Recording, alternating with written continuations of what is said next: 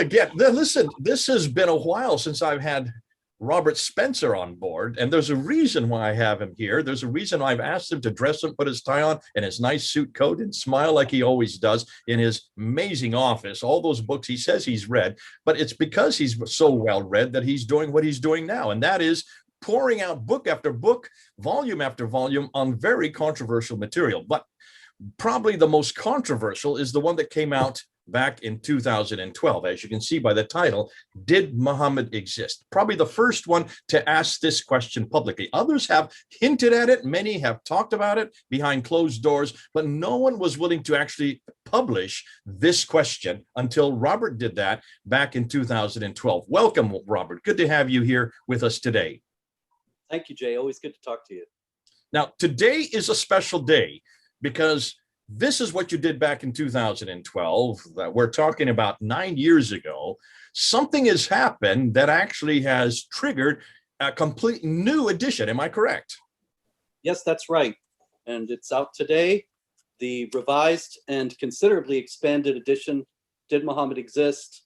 You've got it right there. That's it. That's the one. So I have a pre-publication one. I've got one of the first off the press. You sent it to me immediately so that I could read it and actually have it on hand so that we could really push it today. Because today is the day, the 13th of July is the day it is now available to all of you.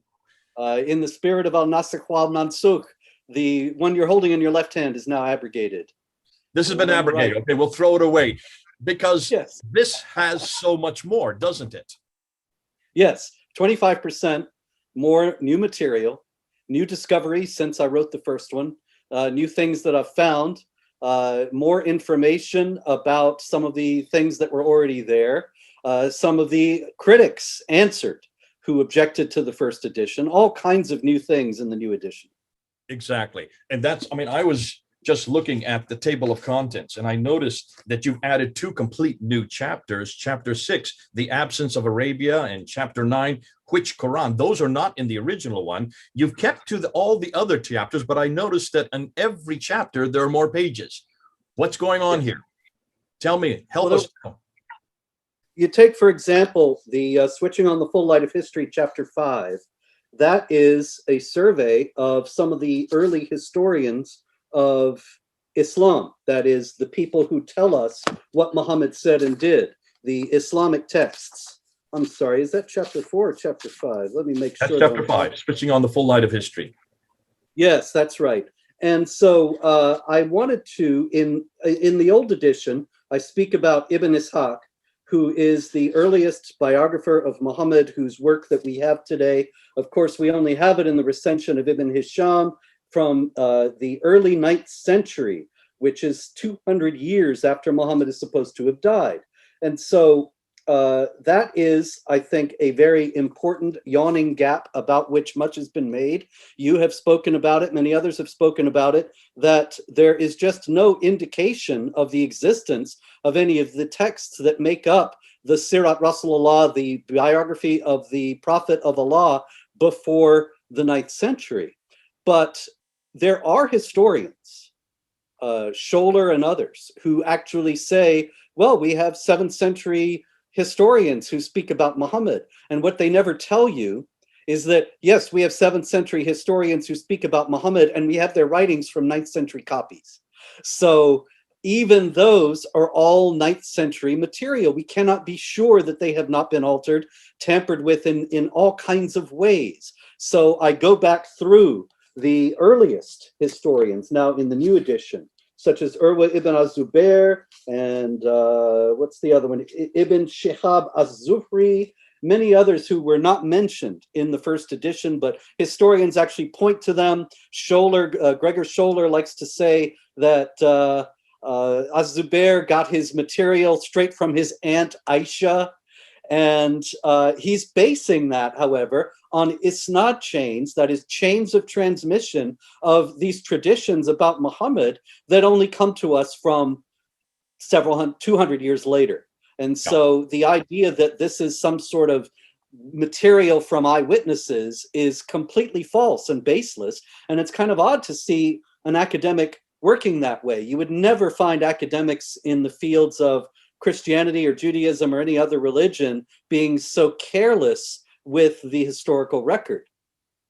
I think this is something that needs to be brought up, and you've done a great job on that. But in both editions, the abrogated edition and the new one coming out today, and that is there is a double standard here. There has always been a double standard with Islam. It's as if no one wants to say anything critical of Islam. They're holding this material and they're holding with gloves on their hands because they do not want to burn themselves because it's so difficult to actually say what you know. Fascinating. How many scholars have you talked to? Have I talked to? When you ask them in private, what are they finding? They will tell you one story, but when you ask them, what do they say in public? It's a completely different story. They're censoring themselves because of this reticence to go public with what they know. You don't do that though, because you're taking their material, which they have to publish, they have to write. You're taking it and you're actually getting it out in the public sphere where it is needed. That's why I want to thank you for what you're doing. But you've done something that's fascinating because you've asked the question that every historian should ask. And that is, if you're going to depend on these 9th and 10th century traditions to create that story that exists, those 9th and 10th century writings are all from people who lived up in Baghdad, hundreds of miles north, and lived hundreds of years later. So too far north and too late.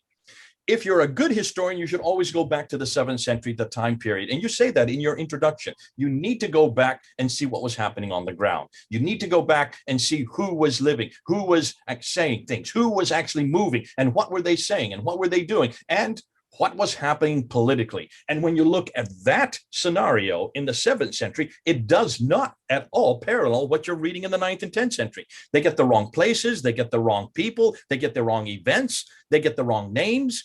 On almost every case, they make error after error, historical anachronism. And what's most interesting, the people they're quoting, we are able to find in the 7th century, but they don't live anywhere near Mecca or Medina. They live way up in Hira. They live in a place called Ctesiphon, which is later become Baghdad. Hira becomes Kufa. They live in Damascus. And now what we're finding, most of this material comes out of Jerusalem.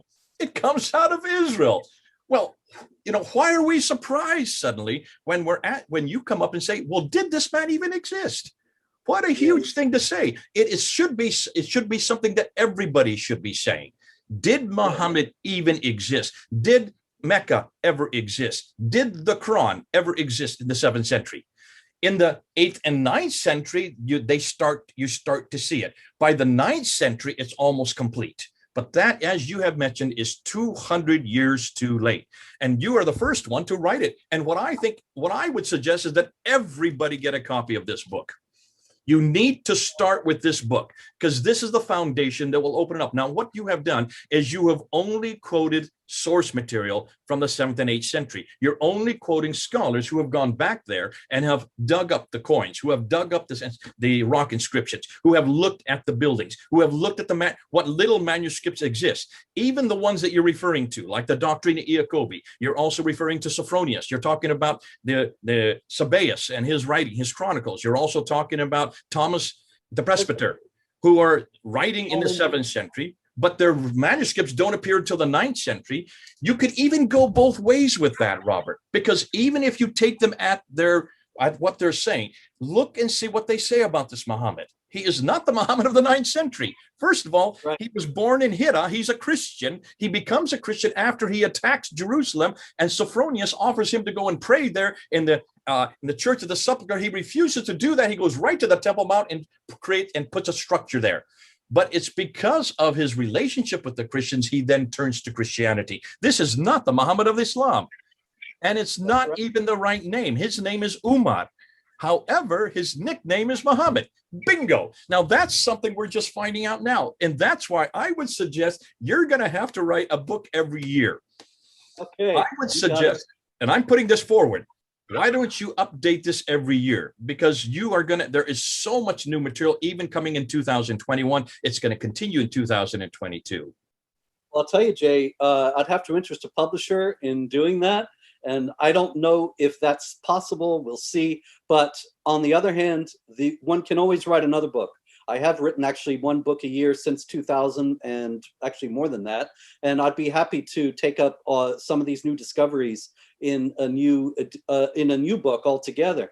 But you know something, you said so much there. and I did want to comment on a couple things. One is that scholars have not gone to this, even when their own conclusions lead them to where we are and what we're discussing now.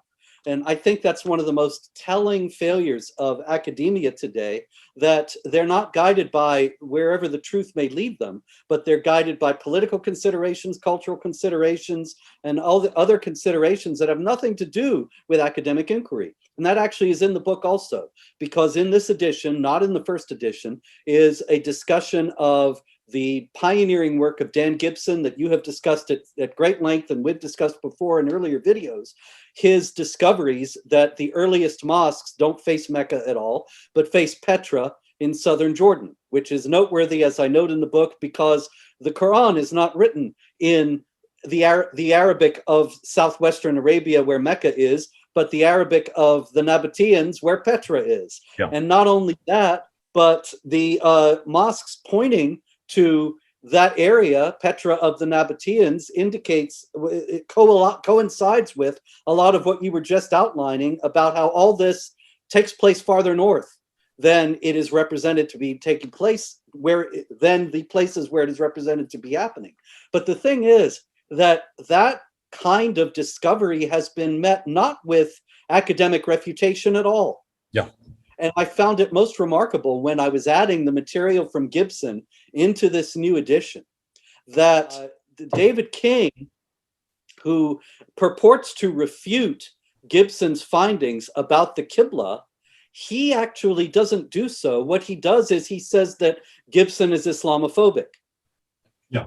And I think that has no place in there it is. That's David King's writing on Gibson's discoveries. And nowhere does David King prove that the early mosques don't face Petra. He just says Gibson's Islamophobic. Credential, does not have a doctorate, did not study under me. Therefore, why are you listening to him? You need to listen to me. I've only been to one mosque in my whole life. I spent all my time in a library reading 9th, 10th, 11th century scholars, whereas Dan Gibson went to every mosque, over 100, physically went there and got the measurements. Now, why didn't David King do that? And exactly. And in the same vein, I found a review that is also quoted in the book of, I believe it's Hagarism, the pioneering work by Patricia Crona and Michael Cook about the origins of Islam, and the scathing review in an academic journal that essentially the argument against the book boiled down to, this is negative toward Islam. Yeah. And I think this is what academics are worried about now, making Islam look bad or reflecting positions that they think make Islam appear in a negative light. That should never be an academic consideration. Yeah. Academics should be concerned with what's true and what isn't, not with what's so-called Islamophobic or what portrays Islam negatively. But that has stymied a lot of research in this area because academics today are afraid of appearing to be Islamophobic, this trumped up propaganda word that has no actual content, or they're afraid that they will be going against the mainstream, like Shabir Ali in his The Islamic Apologist, in his video refutation of the first edition of Did Muhammad Exist. He spends most of his time explaining that I'm relying on fringe scholars, whereas the mainstream scholars disagree, which is just like saying I'm relying on the red scholars, whereas the blue scholars say something else. It doesn't tell us anything about whether the mainstream scholars are right and the fringe ones wrong, or vice versa. It's just name calling. Let me just say something about that. Even when I was studying this, when I did my first debate in 1995 against Dr. Jamal Badawi at Cambridge University, I went up to Patricia Crona to her office, and I got the 10 major challenges. She was the one that actually helped me with the 10 major challenges. She was so good, and as she kept on going, try this, don't use this, here's something better, have you looked, say it this way. And I turned to her and I said, why aren't you doing this debate? And she just laughed at me.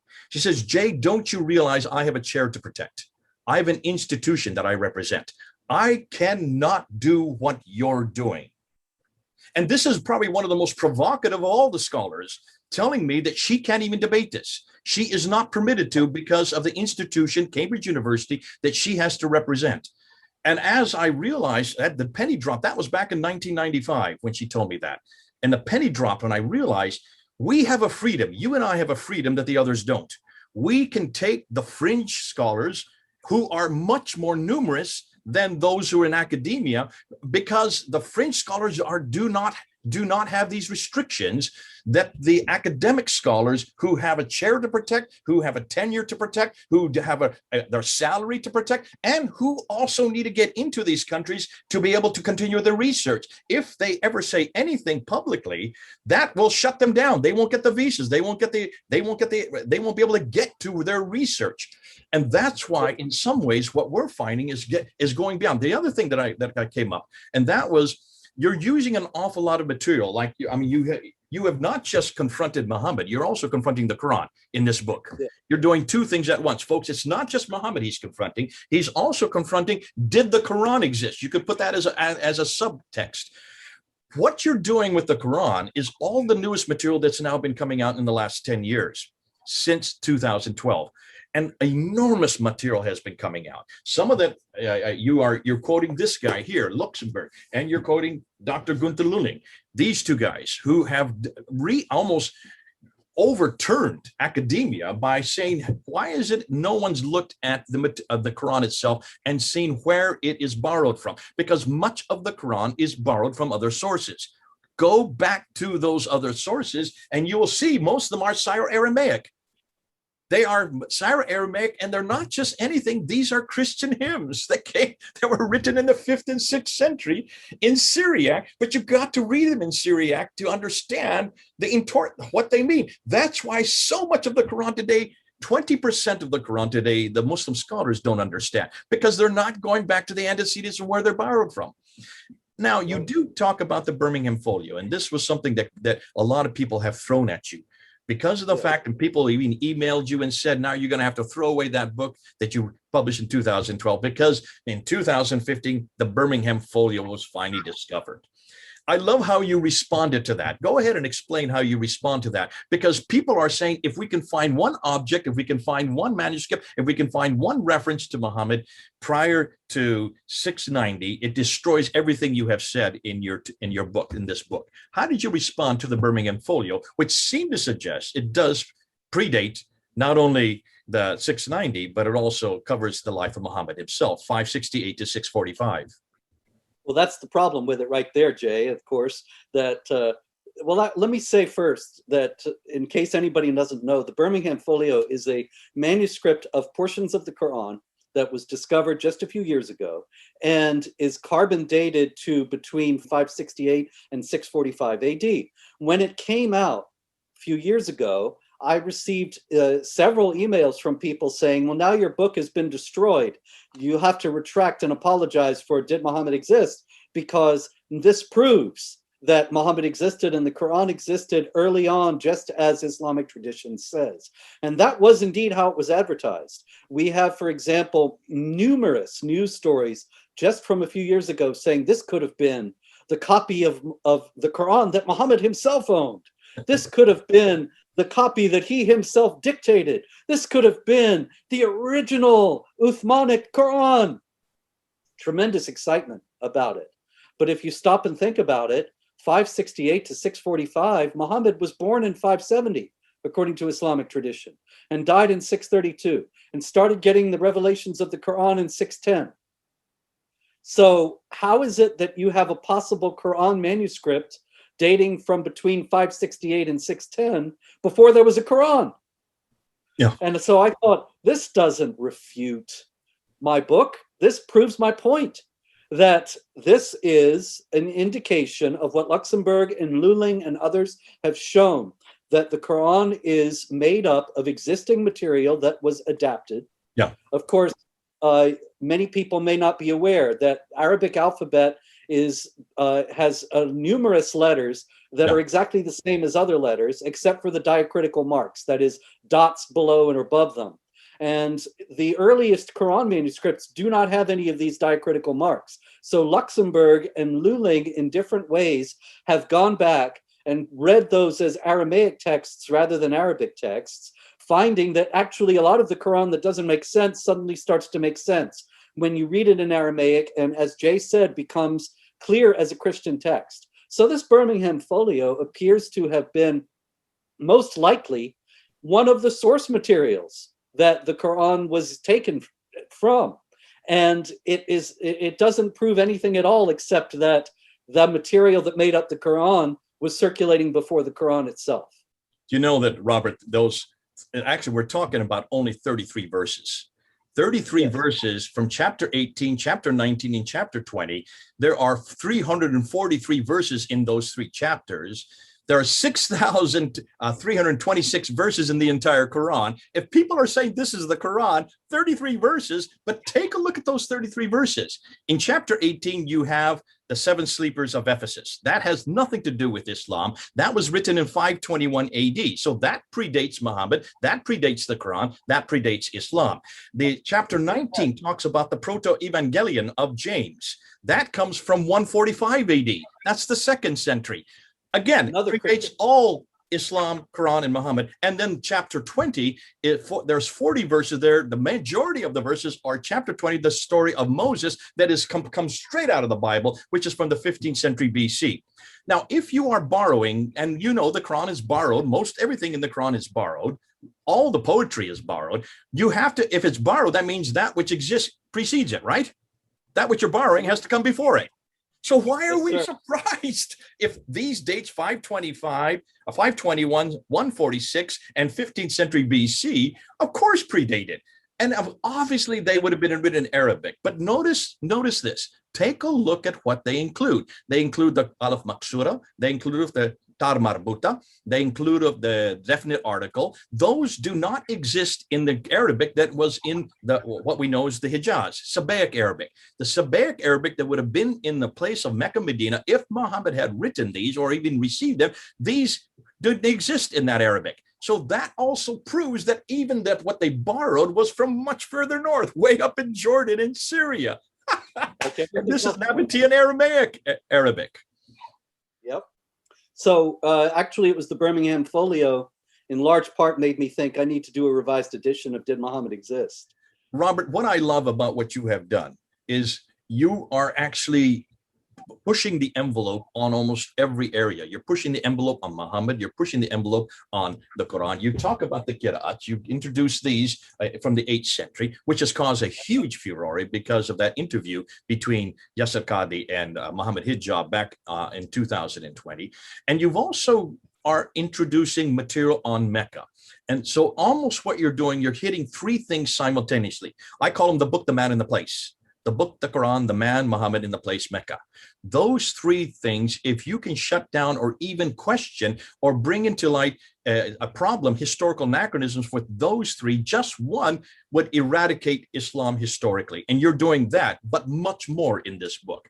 That's why I say to everybody, buy this book. Now, let me tell you, and this, I want to read out what other people have said, because people are actually acknowledging this. This is from Nur bin Laden, who is a writer and advocate dedicated to defending freedom and those threatened by the adherence of oppressive ideology.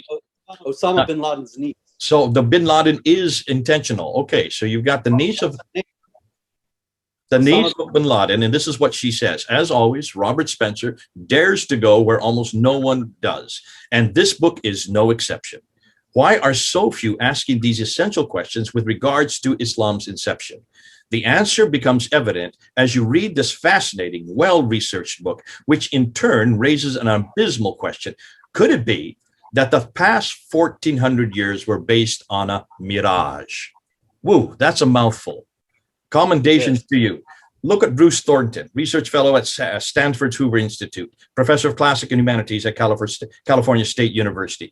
This is what he says. Spencer's careful, detailed, well-reasoned survey and analysis of the historical evidence offers strong evidence that the Muhammad and Islam itself were post-facto creations of Arab conquerors who needed a political theology delivered by a warrior prophet in order to unify the vast territories and diverse religious and ethnic groups now subjected to Muslim power, and to provide a potent basis for loyalty to their new overlords. The great service Spencer provides goes beyond popularizing the critical study of one of the world's largest religions in order to advance our knowledge and establish historical reality at a time when the threat of jihadist violence has silenced many people and intimidated them into voluntarily surrendering their right to free speech and the pursuit of truth. Spencer's brave book also demonstrates the importance of those quintessential and powerful Western ideals. Bless you. What a great commendation he's giving you. And you're doing something, and he's saying something here that needs to be really underlined. You are daring to go where others don't, where others won't, where others can't. You are picking up the mantle and saying, I'm going to say it. I'm going to be vilified for it. I'm going to be attacked. You've been harassed. They've also attempted your life there in Texas. They were out to kill you when they got killed themselves. So this is something that you have dared to do. That's why in some ways we see all of us look at you as a hero, because you've written so much that nobody dares write. And I know you're a humble man. You don't like to accept it. And I know you're probably squirming in your seat because that's typical of you. But let me say that, because those of us who are coming behind you, those of us who are using your books, those of us who are quoting, it's this kind of book we need. Because what you have done is you have gone back to the sources that are important. You have lifted them out, and then you've actually unpacked it. And then you see, now you deal with it. You're going to have to take and interpret what these sources say. You don't demand that they interpret the way you do. You put it out there and let them come to their own conclusions. You do come to conclusions, which is good, because a lot of people don't want to come to conclusions. You dare to do that. But not all of us have to do that. And for those who are watching this right now, and those of you who are going to be probably incensed or probably angered that a new edition yet has come out, I want you to comment in the comments below. Tell us what you don't like about this. Read the book first, though. Get the book. It's on Amazon. You can get it today. As of today, you can get this book, Did Muhammad Exist by Robert Spencer. I don't know what the cost is right now. Do you know what it is? $25.20 at Amazon, $9.99 Kindle.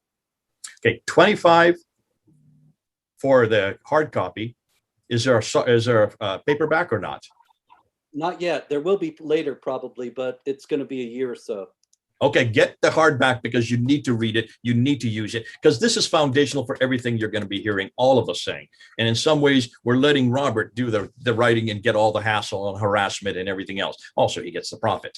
But certainly what we do want to make sure is that this is revised year after year after year, just because you're really hitting something, you might say, a dearth of understanding. People just don't understand when you say a question like, did Muhammad exist? Did the Quran exist? Did Mecca exist? And yet we have to say that. And it's great that you've got it in a book form so people can underline it. They can go and confront their Muslim friends with it, or ask them questions about it, or just bringing it up in a discussion. And please, you discuss as well. Both Robert and I will be looking at the comments. We'll try to respond to them. We will probably have to do some subsequent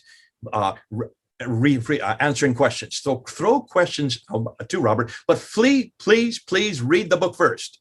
Read the book first, and then come back with your questions. We will promise that we will come up with subsequent episodes to answer those questions, because I'm sure a lot are going to come out. And the great thing about it, you're also going to be helping the two of us understand where we need to go with this material, where the weaknesses are, where our strengths are. Tell us where the strengths are and tell us where the weaknesses are, but do respond, because that's where we get the interplay. And that's where we get critiqued. And that's where we get peer reviewed. Just saying, read the book first is key in what you're saying. Recently, I've been spending a little time jousting on Twitter with people about the book, and several Muslims have come up and said, of course Muhammad existed. Look at the Doctrina Jacobi, look at Sebeos, these things that you mentioned before that are all discussed in the book. And so they just assume that I'm ignorant of these things or ignoring them.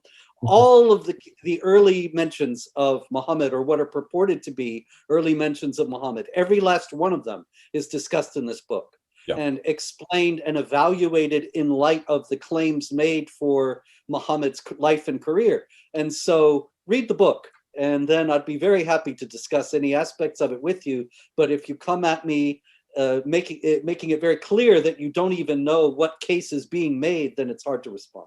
Yeah, brilliant. Well, you have it, everybody. Get the book, read it, and respond.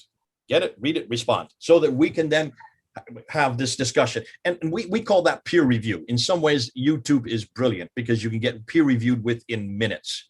Well, I hope that doesn't happen. I hope it happens within days, because it's going to take at least a day or two to read the book. It's 250 pages, so you can probably read it within a day or two. And underline it, put your questions in the margins. come back with us on it, get them into the comments, and we promise we will respond to the questions that are actually engaging with the material in the book. And that's where we go from there, because then we learn and you learn, and that way it helps us to make sure that the next edition comes out even better. Back to you then, Robert. What's the last thing you want to say as we close out this session? Stop being paralyzed by fear. The world is so paralyzed by fear. The academic world, the political world, individuals, they think if we talk about this, we'll get killed. Well, you know what? You're going to die anyway. And so isn't it better to, as Sharb, the editor of Charlie Hebdo, who was killed in 2015, said, I'd rather die standing up than live on my knees. And let's go where the truth takes us. And that is beneficial in itself and makes life worth living. It's better to live with the truth than to die with the truth, rather, than to live 100 years as a coward. Yeah, amen. Well done. And you are anything but a coward. And so we respect you. Thank you for doing this. God bless you. It's great that you're willing to actually put pen to paper, put it down there so we can read it, understand it, have it as a resource for the rest of us so that we can discuss it with others. God bless you. It's great to have you. We'll have you back again as soon as we start getting responses. This is Robert and Jay, over and out.